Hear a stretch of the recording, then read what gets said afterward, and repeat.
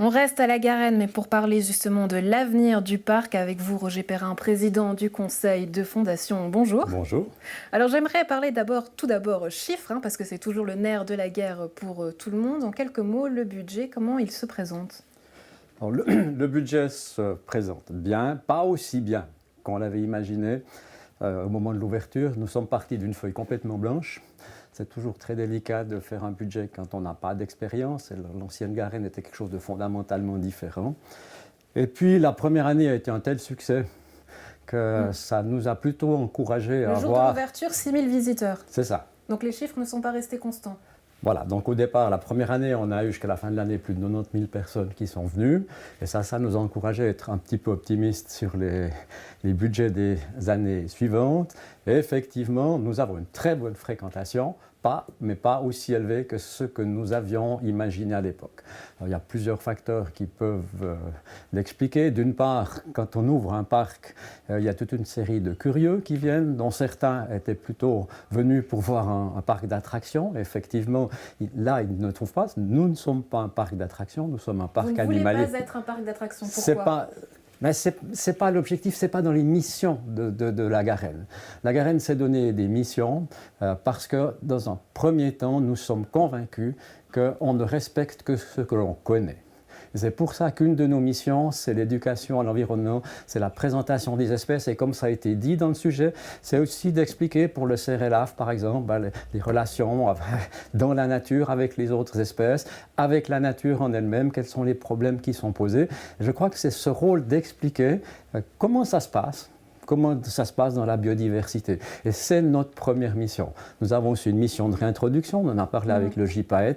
On a aussi un centre de soins qui accueille entre 5 et 600 animaux par année que nous soignons pour les remettre dans la nature. Et là, on n'est pas du tout dans un esprit de parc d'attractions. Mais pourtant, pardonnez-moi, vous proposez de plus en plus d'animations. Je pense aussi notamment à votre partenariat avec le Casino Théâtre de Rolle. Donc pourquoi faire ces animations ? Mais c'est des animations qui ont été faites en collaboration avec la région aussi, qui ont aussi ce côté éducatif. Donc ce n'est pas simplement une animation qui est là juste pour attirer les gens. Quelque part, toutes les animations que nous faisons, elles ont toujours en arrière-plan la volonté de présenter un sujet qui a trait aux animaux de la Garenne, qui a trait à la nature, en l'occurrence qui avait trait à tous ces couloirs de faune et tous ces éléments-là. Donc c'est lié à quelque chose et il y a un message qui est apporté par les enfants, souvent c'est les enfants qui assistent, et par eux, chez eux, parce que je crois que les enfants sont aussi les premiers qui sont d'accord de raconter à la maison comment ça se passe, ce qu'ils ont vu et de l'expliquer à leurs parents et à leur entourage.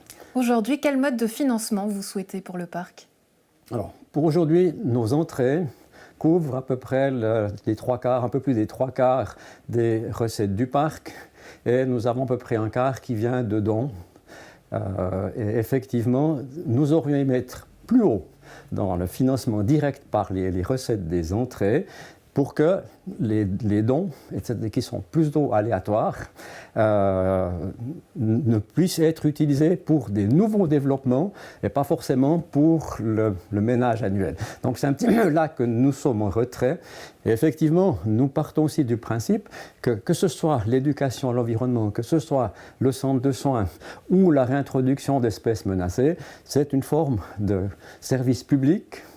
Et peut-être que si on est entendu, j'entendais le sujet tout à l'heure, avec les budgets des communes, ça n'a pas l'air gagné d'avance, mais c'est d'avoir éventuellement là aussi un soutien public plus important, comme c'est le cas dans des zoos plus grands, que ce soit à Bâle ou à Zurich, où les dons des collectivités publiques. Ça vous paraît donc difficile, au vu du contexte économique et politique actuel ?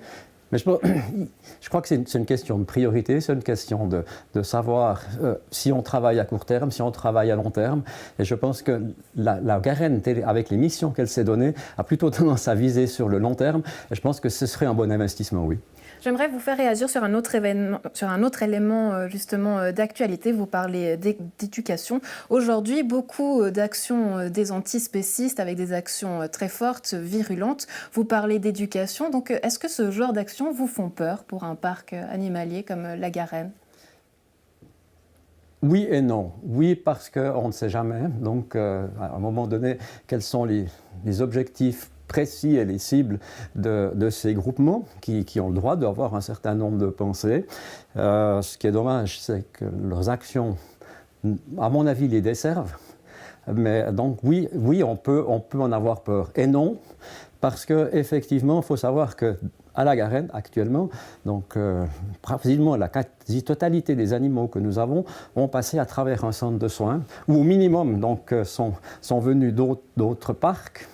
Donc on est plutôt un EMS pour animaux qu'un véritable. Ça fait aussi partie des définitions de la Garenne, et je pense que c'est des arguments qu'on peut mettre en avant en disant voilà, c'est une manière, et surtout on ne va pas aussi loin que des antispécistes, mais on explique aussi que finalement les animaux et la nature en général doivent être respectés. Alors peut-être pas aussi loin qu'ils le veulent, mais peut-être mieux qu'on le fait maintenant, et je pense qu'on contribue aussi. Voilà. Merci Roger Perrin pour ces précisions, et bonne suite à vous et à tous ces animaux, bien évidemment. Merci, au revoir.